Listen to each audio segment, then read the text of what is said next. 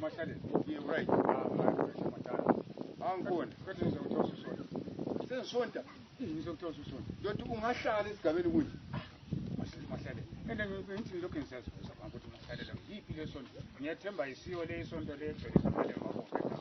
Amalembu abomvu. Izulu kalisane kade singenxa yamalembu lawo. Ngiyethemba Lapha ndoda lapha esigabeni ngogogo wakho akula muntu ongahlala engasondile. Ugogo njani? Ngithi isihlabo ngithi inyawo. Kuze ugogo wakho ndoda. Umuntu asiza ukuthi ngento ezimbili ngesikhathi. Ayisiyo isonto yena nale. Isonto yani? Yona isonto nale yemalembu yona la abomvu agcwele egangeni lawo. Yiyo kwenza ugule manje vani. Ugogo wami ungena ngaphi? Umuntu asiza ukuthi ngehlabezi. Uthi ngehlawo utshala ngenyawo. Uhambe uyabophisa phela nale. Uyabophisa into nale ukuthi unje. Zwana ke kuze ugogo wakho ngesikhathi into engayenzakala zwana manje vana ukuthi yena. Ngizokuhambela emaphoyiseni. Emaphoyiseni ngihamba but bathe i-revenge zesawa. Ngingawuzwa ukukhuluma njalo. Bathi revenge zesawa.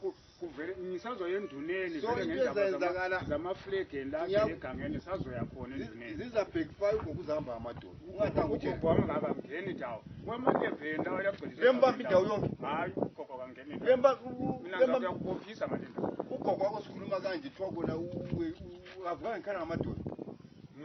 Umuzwe ngabona khona lokho. Yinto ezobanjiwe ngale enkambeni nje ngale ndaba le. Senziye enkambeni. Phezulu uzathi ugula njalo uza kuyagulela enkambeni. Angaqeda ngathi kushaya inyawo zonke uzabuya kumzulu wakhe. Uzathi ngikutshela. Ngithi umngane wami kaTholi. Asomngane wakho kuze ugogo wakho. Umngane wakho ugogo wakho. No, ngisenziye emapholiseni ngathi esikhathi senze siyamangala emapholiseni.